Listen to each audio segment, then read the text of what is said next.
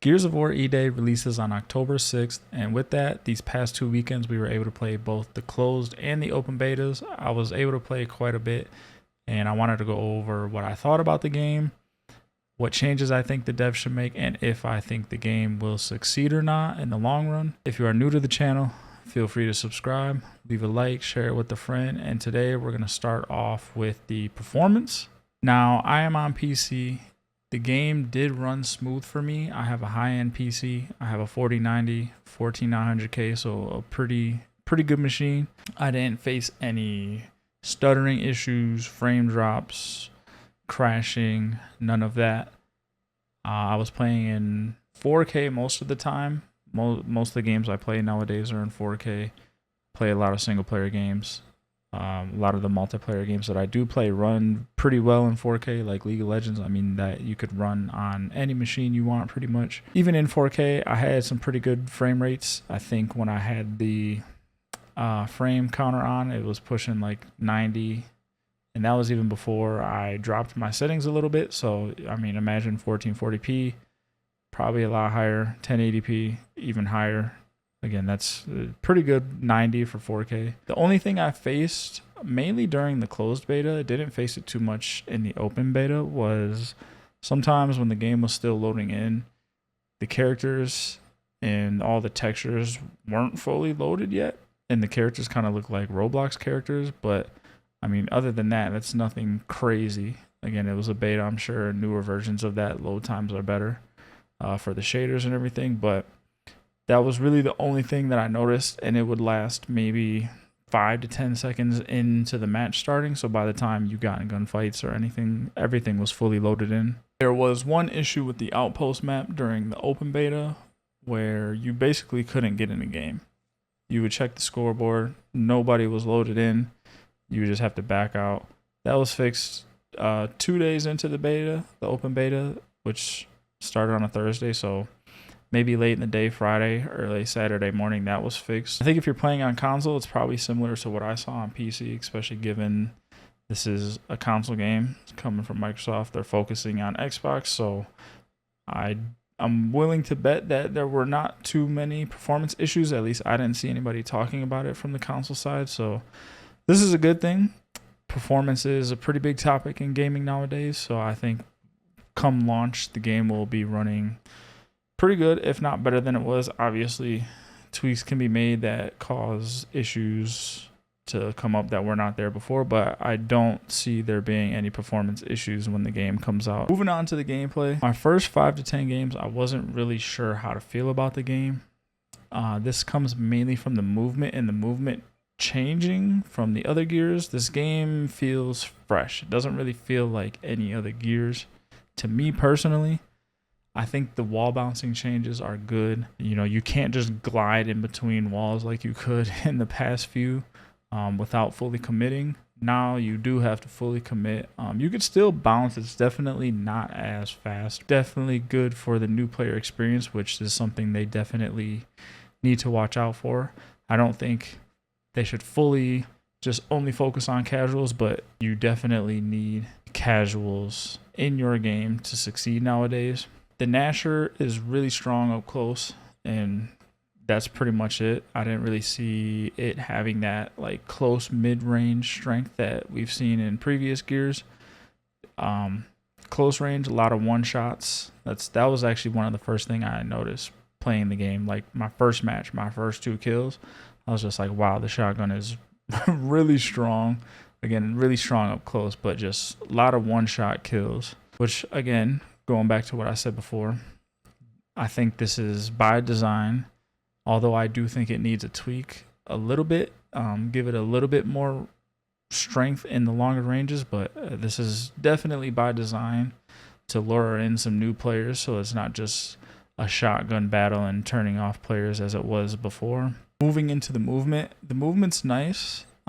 You know, you can slide around, you can mantle, jump around, climb stuff, which I at first again didn't really know how I felt about it, but the more you play, the more it fits really well into the game. I think the map design around this movement is going to be really good. We only got to see 2 maps, but I definitely feel like this adds another element to the game Just makes the game feel fresh, feel fun. There are new movement controls. Sprinting is on the left stick, like Call of Duty. You click it in.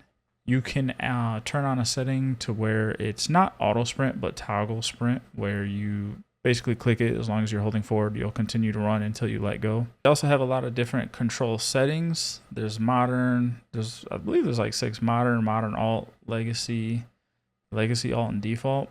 I was originally running legacy, which lets you have on your A button, take cover, evade, sprint, which, you hold that down. You could turn it to toggle, but basically just traditional gears. For me, I felt like this was adding a delay into my movement where I would get on a cover and I couldn't come off the cover right away, or just doing any input made me feel like I was stuck into that input for like half a second. I couldn't do what I wanted to do. I don't know if this was just me, but I seen stuff on Twitter while I was playing it, and it kind of seemed like other people were seeing that too. So I moved back to default, and then eventually modern, I believe, which is still kind of like part of the new controls. You have your sprint on the left stick, evade is circle, slide is circle. I was playing on PlayStation controller, so circle or B, whatever you want to call it. X was to get into cover and get out of cover. I'm pretty sure that was it. Triangle was, or Y, to jump or mantle, climb, anything. This definitely felt a lot better. It took some getting used to, but feels better. You don't feel stuck. You don't feel that delay. So my personal opinion is, if you didn't play the beta, get used to the new controls. Don't use default. Use one of the modern ones. Felt crazy having reload on square, but definitely get used to the new controls. Unless they fix the legacy controls, which maybe they should. I still feel like having evade, sprint, all that on one button really isn't a good decision. That's just too many inputs for one button.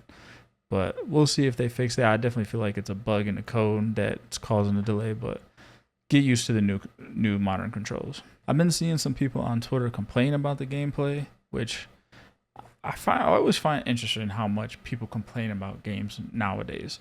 Like I said before, my first couple games, I wasn't really sure how to feel about it. As I played more, I started to really enjoy the game. The game does feel good. It's fun to play. It's fresh.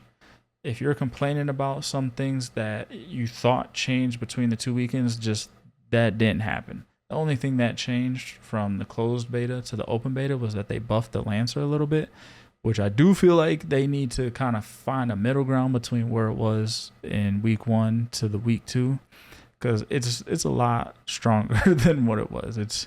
It's pretty damn strong. Again, this kind of leads back into the whole bringing in new players / more casuals, giving the better weapon variety, not feeling like they have to only use a shotgun, get good at the close range battles, which that's the best part of Gears. That's what Gears is about. That's what Gears always will be. If they try to move away from that, then they're just going to kill their game. I do understand why they want to have more weapon variety and bring in the Lancers to let more people experience the game in a better way than just getting shit on by people who have been playing this game like myself for 20 years. We only got to see 2 new weapons in the game. The Incinerator, which is like a corrosive shotgun. You got to be kind of up close to use it. And then the Gut Punch, which is a grenade launcher. The gun is OP. It's fun, but it's OP. Once you figure out how to use it, you're basically killing everybody you see. I think when the game drops, we're getting 6 maps, 8 each season. 6 maps, 2 each season. I do feel like 6 maps is kind of a small release pool, but I mean, if they're good maps, we'll see. The 2 we got to play, Outpost and Market, were pretty fun. Moving on to the Horde mode, I did only play this once, and to me it just wasn't very appealing. I've always enjoyed Gears for the PvP multiplayer side. I did play the Horde Siege on Rookie once, which I feel like you had to play on Rookie the first time, and that was it. It was just way too easy. Didn't feel a challenge for it. Didn't really feel like going back into playing it. Maybe it's better on the harder difficulties. I just didn't get the thrill out of it. Again, I didn't really give it a fair chance. Played 1 game, so I don't have an opinion to really give on it. But just going off of what I did, I almost would rather prefer regular Horde. But again, a lot of people out there will probably like the Horde Siege. I also played it by myself. My friends weren't on at the time, so Maybe it's better with the squad. Who knows? Visually, the game looks good. There's one thing I wanted to note is if you are on PC and you don't have a ray tracing card, you can't play the game at all on PC. It won't even let you boot it up.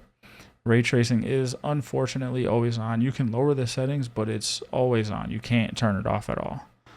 So that's one thing to be aware of if you were planning on playing on PC, but you don't have an RT card. You might want to look into upgrading if you can. I know things are expensive, or if you just have an Xbox, just buy the game, play it on Xbox. If you have Game Pass, just play it on Xbox. Moving on to my overall thoughts. As I said, the game is fun. The game is fresh. If you've liked Gears before, this game will take some getting used to. You'll have to adapt to a few different things, but you will most likely enjoy the game. If you didn't like Gears before, you're probably still not going to like it. If you haven't played Gears before, if you have Game Pass, it's worth a try. If you have Game Pass Ultimate, where you can play your games on PC as well, it's worth a try. I think what this game has built itself to be at its core is strong.